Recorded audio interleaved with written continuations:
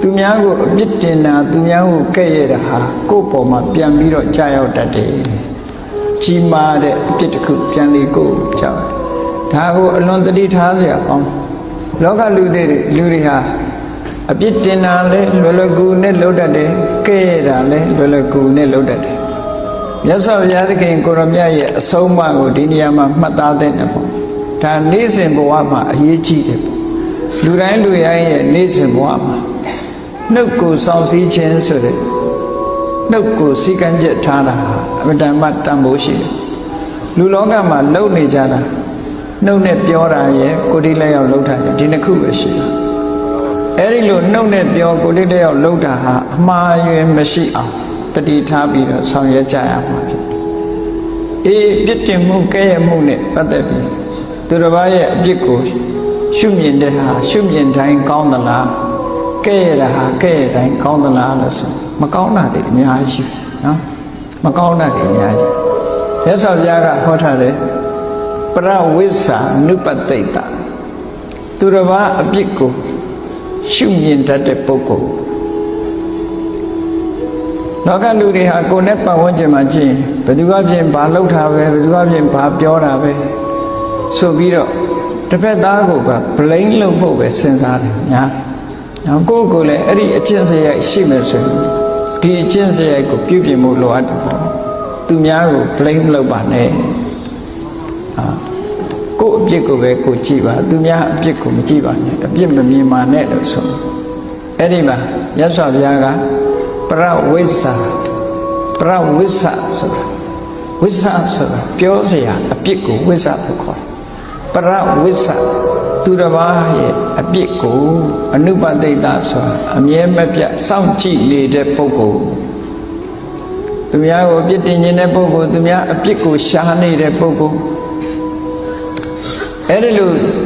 ရှားနေတဲ့ပုဂ္ဂိုလ်ဘာဖြစ်တတ်လဲအာတဝါတတ္တဝဋ္ဌန္တိအဲ့ဒီပုဂ္ဂိုလ်မှာ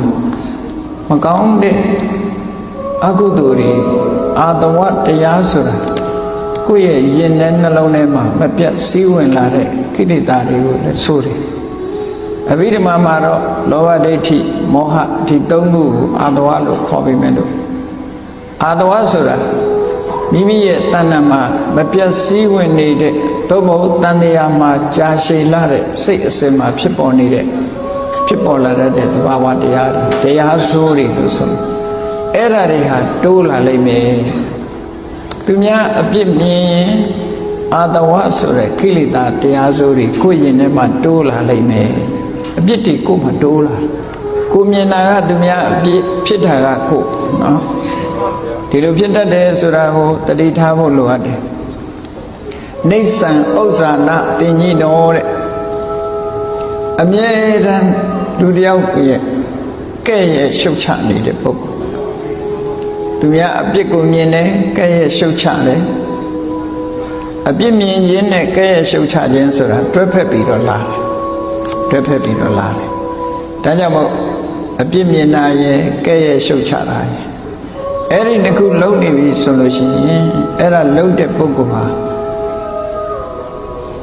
အာတဝါတတ္တဝဋ္ဌန္တိအာတဝါတရားတွေတိုးတက်များပြားလာနိုင်တယ်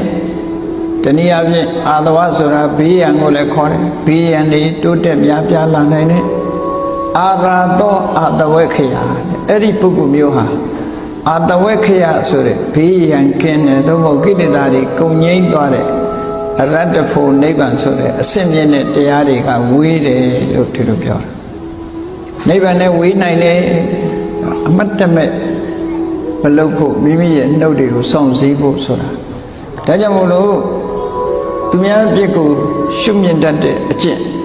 သူများကိုအပြစ်တင်တတ်တဲ့အကျင့်ကဲ့ရဲ့ရှုတ်ချတတ်တဲ့အကျ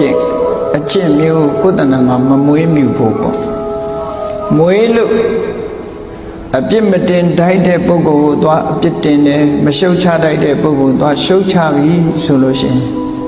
တော်တော်ကြီးမားတဲ့အပြစ်တွေကိုခံရတယ်ရသော်ဘုရားလက်ထက်တုန်းကကောကလိကဆိုတဲ့ယဟန်ဟာရှင်သာရိပုတ္တရာရှင်မောက္ကလန်တို့သွားပြီးတော့အပြစ်မြင်တယ်အပြစ်တင်တယ်ကဲရှုတ်ချတယ် အပြစ်မြင်ကဲရဲ့ရှုတ်ချရုံနဲ့မကဘူးမြတ်စွာဘုရားကိုလာလျှောက်တယ်သာရိပုတ္တရာတို့မောဂလန်တို့ဆိုတာလူယုတ်တွေလို့ဆိုပြီးတော့ဘုရားကိုလျှောက်တာနော်ပပိစ္ဆာအောက်တန်းကြတဲ့ဆန္ဒတွေရှိတယ်အောက်တန်းကြတဲ့စိတ်ဓာတ်တွေရှိတယ်လို့ဘုရားလာအခုတိုင်တော်တာအဲ့ဒီမှာမြတ်စွာဘုရားကသူ့ကိုတနာလို့မပြောနဲ့သာရိပုတ္တရာမောဂလန်ဒီပေါ်မှာစိတ်ကိုကြည်နူးအောင်ထားသူတို့ပေါ်မှာမပြစ်မှားနဲ့လို့မြတ်စွာဘုရားဆုံးမတာမရဘူးစွတ်ပြောတယ်မြတ်စွာဘုရားစကားနားမထောင်ဘူးစွတ်ပြောတော့ဟိုပုဂ္ဂိုလ်ကြီးတွေကအဗ္ဗဓမ္မတန်ရှင်းစင်ကြယ်တဲ့ပုဂ္ဂိုလ်ကြီးတွေလေကိုယ့်ဘာကိုလူဆိုတာအပြစ်ဆိုတာကြမ်းဖန်တင်ရင်လို့ရတယ်အဲ့တော့ကြမ်းဖန်ပြီးတော့သူအပြစ်ပြောတာဟာအဗ္ဗဓမ္မမြင့်မြတ်တဲ့ပုဂ္ဂိုလ်တွေကိုပြောမိတဲ့အခါကျဘာနဲ့ဥပမာတူတော့ဆိုရင်ကြောက်တုံးကြီးကိုခေါင်းနဲ့တိုက်တယ်လို့ပဲကြောက်တုံးကြီးကိုခေါင်းနဲ့ဆောင်းတယ်လို့ပဲကိုယ်ပဲခံရတာအဲ့ဒီကောကလိကယဟန်ဟာမြတ်စွာဘုရားစကားနားမထောင်မဲနဲ့